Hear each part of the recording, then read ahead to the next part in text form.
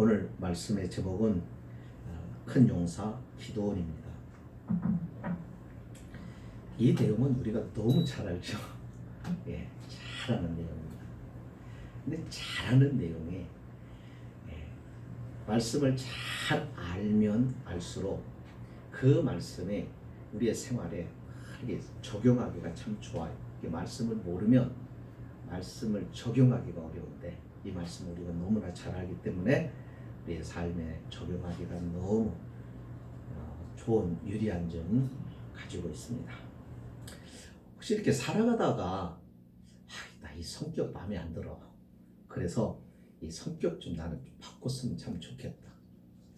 왜 나는 이런 성격일까? 나는 좀 왜 이렇게 태어났을까? 여러분 그렇게 생각해 보신 적 없으세요? 있지요? 저도 있거든요. 근데 보면은 거의 한 번쯤은 그런 생각을 해봐요. 지금에 있는 상태, 지금의 내가 가지고 있는 성격, 또 어떤 스타일 이런 것들이 이런 부분이 아니고 좀 저 사람처럼 저런 매력이 있는 그런 모습이었으면 얼마나 좋을까 하는 아쉬움이 있고 그게 좀 바꿀 수 있다면 좀 바꿔보고 싶은 그런 마음도 있습니다. 자, 그런데 그렇게 마음을 먹고 또 생각도 많이 해보면서 살아왔지만 바뀌어지던가요? 안 바뀌어져요.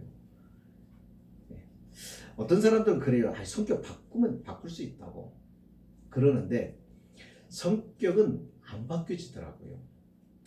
바뀌어지는 것처럼 보이다가도 결정적인 순간에 어느 때 가면은 그것이 원위치로 딱 돌아옵니다. 예.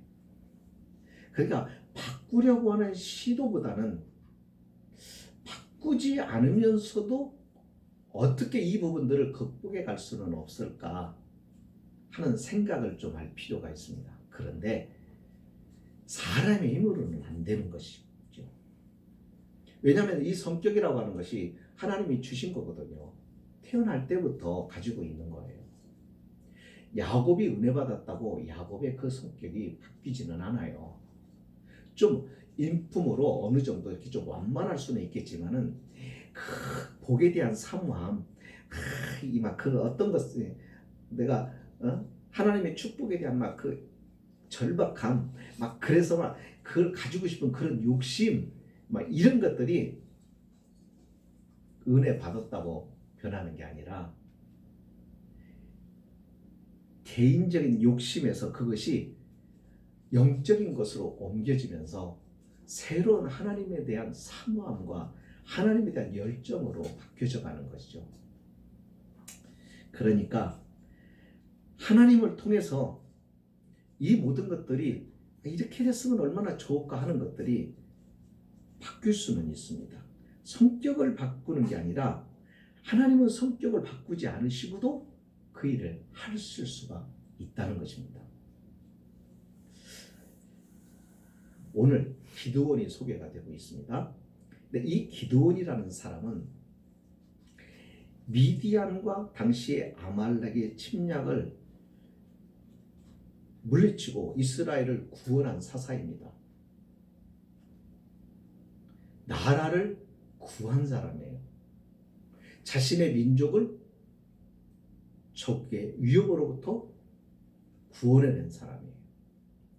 미디안의 적군과의 싸움에서 대승을 거둔 사람이고 미디안의 두 방백 오렙과 스앱의 머리를 베어서 왔던 그런 승리의 용사입니다. 그런데 원래부터 기드온이 그런 기질을 타고난 사람은 아닙니다. 원래부터 그는 싸움에 능한 용사가 아닙니다. 오늘 본문의 말씀을 보면은 기드온의 처음의 모습, 성경에 이 기드온이 기록이 되고 하나님이 그를 부르실 때 그 당시에 그 기드온의 모습이 어떤지를 오늘 본문에서 소개를 해줍니다. 하나님이 그를 큰 용사라고 부르시고 이스라엘의 구원자로 사사로 택 선택하셨던 그 기드온이 어떤 모습의 사람이었느냐? 소심한 성격의 사람이에요.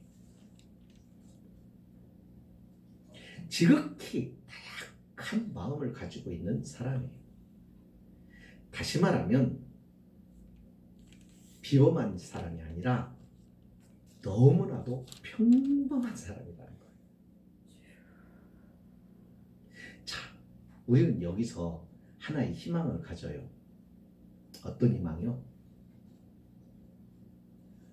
그렇다면 기드온이 이런 사람이라면, 그런데 이런 사람이 이렇게 바뀌어졌다면, 이렇게 살아갈 수 있다면, 그럼 나도 그게 가능하지 않을까? 하는 소망과 희망이 생길 수가 있겠죠.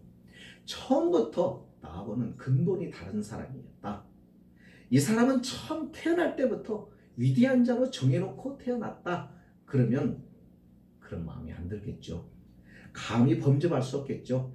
기드온을 탁 떼어놓고 나는 그 사람의 근처도 못 가 하고 어쩌면 내가 그런 신락 같은 희망을 포기했을지도 모릅니다만, 이 내용을 보면은 기드온도 이런 사람이었어? 별거 아니구만. 나하고 다를 바가 없네. 그런데도 하나님이 이렇게 거기에 우리가 기대를 갖고 인생을 새로운 비전을 가질 수 있다는 것입니다. 자, 이들의 기드온의 모습을 보면 이렇습니다. 지금 하나님의 사자가 어디에 갔습니까? 오볼이라고 하는 곳에 이르렀습니다. 상수리 나무 아래에 앉아 있습니다. 이 하나님의 사자가 온 데는 뜻이 있고 목적이 있겠죠. 와서 딱 누구를 지금 보고 있느냐면 기드온을 보게 된 겁니다. 근데 그 기드온을 딱 보는 모습의 기드온은 어떤 사람이었냐면, 미디안이 자꾸 자기 민족들을 괴롭혀요. 미디안 족속들이 와서 계속, 그래서 농사철이 되면 곡식을 약탈해가고, 또 양을 털 깎는 때가 되면은 와갖고는 양을 약탈해가고, 항상 그러다 보니까 이것을 약자의 편에서는요, 이걸로 자기 것을 지켜야 되니까, 보호해야 되니까 어떻게 해요? 드러나지 않게 이것들을 감추고 지금 미를 타작하고 있는 겁니다. 미를 타작하려고 하면 어떻게 해야 돼요? 마당에서 해야 되잖아요. 그렇잖아요. 넓은 데서 해야 되잖아요. 근데 지금 어디에서 타작하고 있다고 말해요? 포도주 틀. 이거는 실내에 안에 있어요. 그래서 거기에다가 놓고는 숨어서 미디안 족속들로 하여금 발각되지 않게, 발각되면 뺏기니까, 그래서 그걸 숨어서 미를 타작하고 쪼그려 앉아서 타작하고 있는 모습입니다.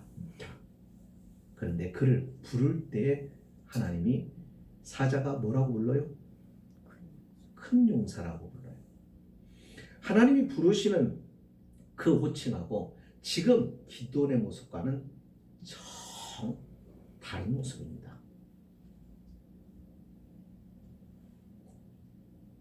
뿐만 아닙니다. 소극적인 믿음의 사람이었습니다. 믿음이 소극적이었어요. 믿음이 보면 믿고 행하고 막 믿음에 막 열심히 있고 막 좀 그 믿음의 능력도 있고 믿음대로 막 과감하게 도전도 하고 좀 그래야 되지 않겠어요? 그죠? 그게 정말 믿음이 있는 거잖아. 근데 그렇지를 않아요. 하나님과의 대화를, 하나님의 사자와 대화를 하는 모습을 보십시다. 먼저 이 하나님의 사자가 14절에서 이렇게 말합니다. 너는 가서 너의 힘으로 이스라엘을 미디안의 손에서 구원하라. 그럽니다. 여기 말씀을 자세히 보세요. 미디안의 손에서 구원하라. 누구를요? 이스라엘, 너희 민족을. 그런데 여기 보면은 누구의 힘으로 하라고 그래요? 너의 힘으로. 지금 기드온이 무슨 힘이 있습니까? 지금 기드온이 무슨 능력이 있습니까? 그러니까 기드온이 대답합니다. 주여, 내가 무엇으로 이스라엘을 구원할 수 있단 말입니까? 자기를 아는 거예요. 자신은 어떻다고요? 자기의 집안은 므낫세 지파 중에서도 지극히 약한 집안이라 이거예요. 별 볼 일 없는 집안이라 이거예요. 뿐만 아니라 자기 집안 안에서, 자기 아버지 집 안에서 자기는 또한 형들이나 다른 형제들보다도 가장 미약하고 초라하기 그지없는 볼품없는 자신이라 이거예요. 지금 기드온이 자기를 보는 눈은 뭐냐면 일반적인 사람들이 보는 입장에서 자기는 이렇게 부족하고 초라한 존재라는 겁니다. 그러니까 아무도 눈여겨보지도 않고 아무도 그가 대성할 사람이라고 생각지도 않고 아무도 기드온에 대해서 관심도 없는 그런 사람이라는 거죠. 그런데 하나님의 사자는 그런 그에게 다시 말합니다. 내가 반드시 너와 함께 하겠다라고. 그래서 미디안 사람을 치는데 마치 한 사람과 싸워서 한 사람을 쳐내는 것처럼 그렇게 쉽고 간단하게 미디안을 이길 것이다 라고 말합니다. 가능합니까? 상식적으로, 경험적으로 이게 가능한 일이 아니죠. 하나님은 언제나 우리에게 믿음의 시험과 도전을 주실 때 이와 같이 말씀을 하세요. 가능하지 않아요. 우리의 생각으로는 불가능해요. 그런데 하나님의 말씀은 항상 우리가 가지고 있는 관념을 깨트려 버립니다. 우리가 생각하고 있는 지식의 한계를 뛰어넘어서 말씀합니다. 참 이상해요. 하나님은 꼭 그렇게 말씀하세요. 그러니까 기드온이 도저히 확신이 안 되니까 정말 이 사람이 하나님의 사자가 맞을까? 정말 하나님이 보내신 사자일까? 그것을 확인하고 싶었어요. 그래서 그가 뭐라고 대답하냐면 17절에 말합니다. 내가 만일 주께 은혜를 얻었다고 한다면 나와 말씀하시는 당신이 주가 되시다고 하는 표징을 내게 좀 보여달라. 그래서 제사를 드리라고 말해요. 번제를 드려. 그래서 염소를 끌고 오죠. 그리고 고기를 가지고 옵니다. 거기다가 가루, 곡식 가루를 가지고 무교병을 만들어서 옵니다. 또 국을 챙겨 가지고 옵니다. 그러니까 여호와의 사자가 뭐라고 그래요? 돌을 정해놓고 그 돌 위에다 그것을 올려놓고 국을 부으라고 그래요. 그렇게 부었어요. 그러자 이 여호와의 사자가 지팡이를 그 제물에다가 댑니다. 그러자마자 불이 어디서 나와요? 지팡이에서 나와요? 번제단에서 불이 올라가서 번제의 제물들을 완전히 다 살아버리죠. 이걸 광경을 바라보면서 깜짝 놀라서 있는데 여호와의 사자는 어디론가 사라져버려요. 자, 그러고 어안이 벙벙하고 있는데 하나님께서 그에게 말씀합니다. 너의 아버지 집에 가서 두 번째 소를 잡아다가 그걸 끌고 가서 너희 아버지가 섬기고 있는 아세라 상을 찍어서 그리고 그것을 제물 번제로 드려라 라고 말하죠. 자, 이것을 행동에 옮기는데 두려움이 가득하니까 백주에 행하지를 못하고 야밤에 몰래 행합니다. 이렇게 소심한 사람이 뿐만이 아니에요. 보면은 참 이 사람을 가지고 싸운다는 게 말이 안 돼요. 6장에 보면은 미디안과 아말렉과 동방 사람들이 연합해서 이스라엘 골짜기에 모여서 이 이스라엘과 싸우려고 할 때 그는 이 싸움을 자기가 싸울 용기가 안 나고 이 싸움에서 승리한다고는 보장을 못 하겠는데 하나님께서는 이 싸움을 싸우라고 하는 거예요. 이긴다고. 그러니까는 너무 확신이 없으니까 하나님 앞에 뭐라고 얘기해요? 양털로 하나님을 질문을 해요. 하나님, 그러면 확인시켜 주세요. 내가 양털 솜을 마당에다가 타작마당에다가 내놓을 테니까, 한 움큼을 내놓을 테니까 하나님, 양털에만 이슬이 내리고 마당에는 이슬이 내리지 않도록 좀 해달라고. 하나님 어떻게 해요? 날이 밝아서 보니까 양털에는 이슬을 가득 머금었어요.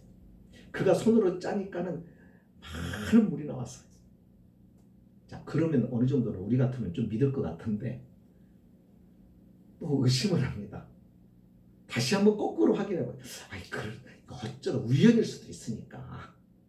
그래서 반대로 이제 하나님, 이번에는 마당이 이슬로 적셔지고 이 양털 숨은 뽀송뽀송하게 하나도 적셔지지 않게 좀 해달라.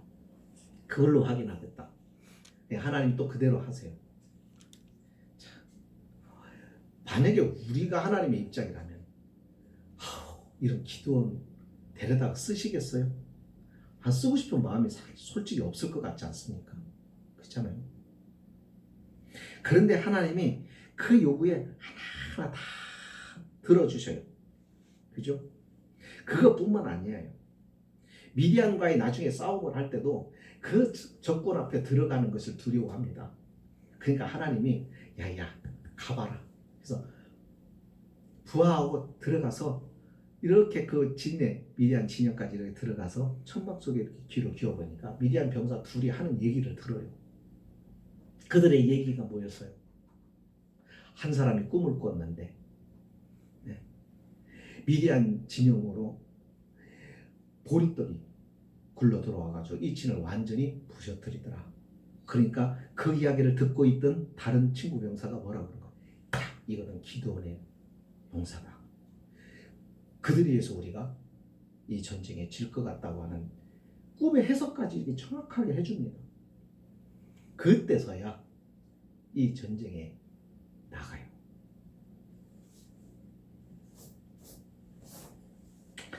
하나님은 그 기도원, 여러분, 그 기도원의 믿음이 사실은 약한 사람이었죠. 볼품없는 사람이었습니다. 그런데 그 하나님은 그 사람의 믿음대로 하나님은 상대를 해주시는 거예요. 우리 아이들 가르치는데 그 아이가 실력이 어느 정도인지, 초등학생인지 중학생인지 고등학생인지 우리가 대하는 게 다르잖아요. 초등학생한테 고등학생처럼 대하면 안 되잖아요.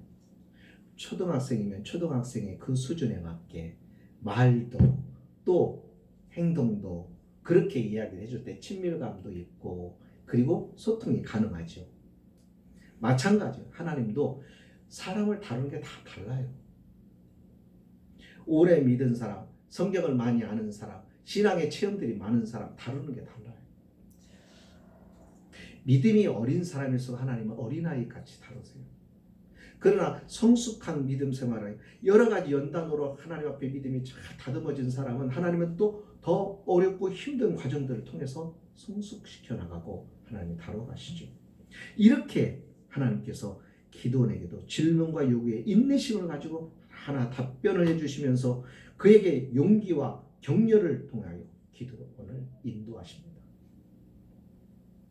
오늘 그 하나님이 우리도 그렇게 하고 계시는 줄 믿습니다.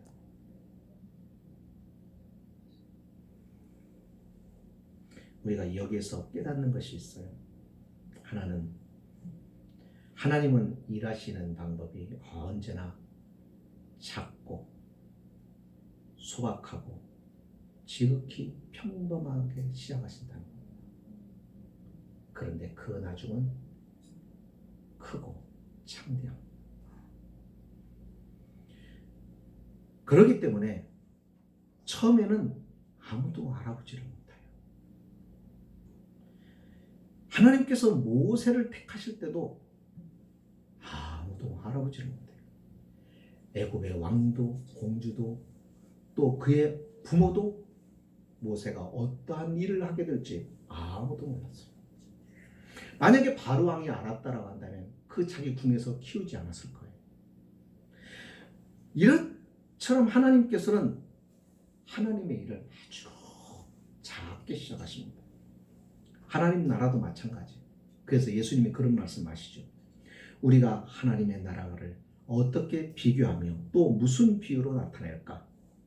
겨자씨 한 알과 같으니 모든 씨보다 작은 것이로되 심긴 후에는 자라서 모든 풀보다 커지며 큰 가지를 내나니 공중의 새들이 그 그늘에 깃들일 만큼 되느니라.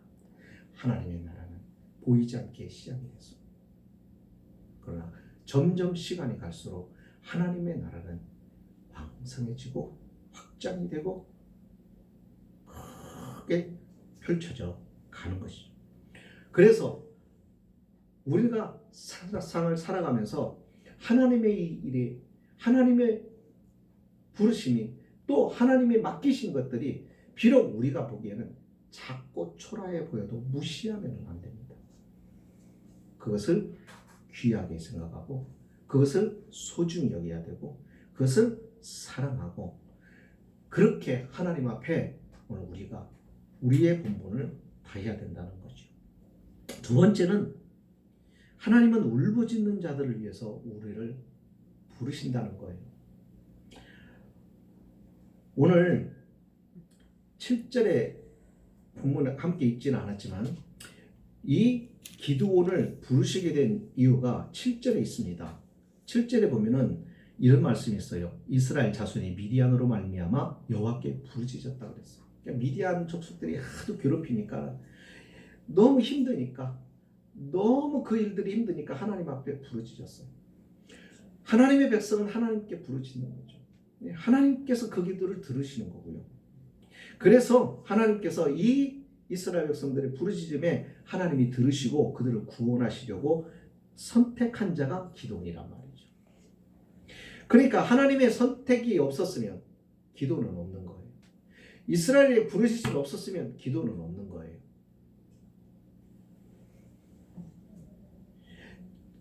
바울은 이방인이 없었으면 바울은 없는 거예요. 그렇잖아요. 우리가 그런 관점에서 볼 때 저와 여러분의 부르심 또한 이유가 있는 것이죠. 원래 이게 믿음의 길이라고 하는 것은요, 나를 위해 가는 길이 아니에요. 잘 생각을 해보죠. 일반 다른 종교들은요, 나를 위해서예요. 다 나를 위해서 가요. 나를 위해서 봉양해요. 나를 위해서 기도를 가요. 그죠? 그래서 천일 기도, 모든 것이 자기 중심이에요. 그러나 믿음의 길은 아니에요. 나를 위해서가 아니에요. 왜 그럴까요? 하나님께로부터 다 이미 받았으니까. 뭘 받았다는 얘기냐? 하나님은 우리에게 다 줬단 말이에요. 당신의 아들을 주었어요. 그럼 다 준 거예요. 우리는 예수 그리스도 안에서 할 수 없는 것이 없어요. 우리는 예수 그리스도 안에서 모든 것을 할 수 있어요. 그렇게 주님을 우리를 위하여 주셨단 말이에요. 여러분 보세요. 여러분께서 이 세상 사람들에게 누군가에게 줄 수 있는 거 여러분이 다 주어도 죽어도 못 주는 게 하나가 있을 거예요. 그게 뭐죠? 자식은 못 줘요. 아무리 좋은 부모고 아무리 신앙이 좋아도 이거는 안 돼요. 하나님은 그런 독생자를 주셨단 말이죠. 그것을 아니까, 그것을 깨달았으니까 내가 받은 것이 너무 귀하고 나는 이미 그리스도 안에서 다 받은 자이기 때문에, 그러니까 생각이 이제 어떻게 되는 거예요? 나는 이미 다 받았으니까. 심지어는 생명도 받았잖아요. 영원히 죽지 않는 생명도 받았잖아요. 그러니까 이제는 그것을 주신 하나님을 향하는 게 믿음입니다. 그런데 그렇게 하나님 앞에 그래서 믿음으로 순종하고 주님을 위해 가고 그렇게 하면은 그것을 우리의 이 생으로 다 끝나는 게 아니라 하나님은 그것을 또 기쁘게 여기시고 그것을 사랑하셔서 그 행위가 우리에게 복이 또한 되게 하시는 거죠. 그러니까 우리가 신앙생활 할 때 순서를 바꾸면 안 돼요. 본문을 잘 보세요. 기드온을 부르신 것은 이스라엘 백성 때문이었어요. 순서가 바뀌면 안 됩니다. 왜 순서가 바뀌면 안 돼요? 순서가 바뀌면 목적이 바뀌어요. 그렇잖아요. 우리가 행복을 좋아하고 행복하기를 원해요. 신앙인은 행복을 목적으로 쫓아가면 행복할 수 없어요. 여러분, 그거는 아니에요. 행복은 하나님이 선물로 주시는 거예요. 어떻게 하면? 거룩을 추구하면. 하나님을 향하면, 믿음을 추구하고 살아가면 행복은 그런 사람들에게 그냥 주시는 선물이에요. 이미 우리는 전에 다 받았어요. 그래서 예수님께서 하시는 말씀이 너희는 먼저 그의 나라와 일을 구하라는 거. 이 말은 괜히 하는 말이 아니에요. 희생하라는 말이 아니에요. 우리가 주님을 위해서 뭘 희생할 수 있죠? 없어요. 다 받아놓고. 희생이 아니에요. 주님이 희생했죠. 그래서 주님도 우리를 위해서 오신 거 아닙니까? 우리의 부르짖는 호소. 지옥에서 하나님을 향하여 도와달라고 살려달라고 부르짖는 호소. 그러니까 하나님은 뭘 보시느냐면 당신을 향하여 구원을 요청하는 그 손을 주님은 바라보시는 거예요. 그 소리를 부르짖는 소리를 들으시는 거예요. 지옥에 가지 않았어요. 그런데 지옥에 갈 백성들이 하나님을 향하여 부르짖는 것을 하나님은 보시고 주님을 보내주신 겁니다. 마게도냐에서 바울 보고 와서 도와달라고 하는 환상을 본 것처럼 바울은 유럽으로 가려고 했지만 마게도냐에서 도와달라는 손짓을 보고 그가 방향을 바꾼 것이 바로 그 환상 때문에. 그게 하나님이 주시는 비전이에요. 그러니까 우리는 바울처럼 이런 고백을 해요. 아, 나는 이미 빚을 진 빚쟁이구나. 빚을 졌기 때문에 빚을 갚는 마음으로, 겸손한 마음으로 우리는 그렇게 살아가야 한다는 겁니다. 세 번째는 우리의 믿음이 큰 용사로 받았습니다. 우리가 믿음의 큰 용사로 부름을 받았습니다. 큰 용사가 처음부터 있는 것은 아닙니다. 하나님께서 부르시는 자면 누구나 큰 용사가 됩니다. 이게 하나님의 능력 때문이에요. 아니, 어떻게 큰 용사가 돼요? 우리의 힘으로 하는 게 아니니까요. 하나님은 누구에게든지 능력을 주실 수 있거든요. 그가 지혜가 필요하면 지혜를 주시고 힘을 필요하면 힘을 주시고 물질이 필요하면 물질을 주셔서라도 하나님께서 그를 택해서 일을 하시려고 하면 하시는 거거든요. 능력이 그거 아니에요? 야, 네 능력 가지고 좀 도와줘. 하나님은 그거 아니잖아요. 너가 똑똑한데 학교 공부도 많이 했는데 네가 좀 나 도와줄래? 이게 아니잖아요. 그렇지 않습니까? 하나님이 우리에게 요구하시는 거 아무것도 없어요. 너 거 가져오라 이거 아니에요. 바울이 그런 얘기를 합니다. 자신이 구원받고 하나님으로부터 소명을 받고 보니까 자기가 가지고 있던 자랑했던 모든 것들이 뭘로 보이냐면 전부 똥으로 보인 거예요.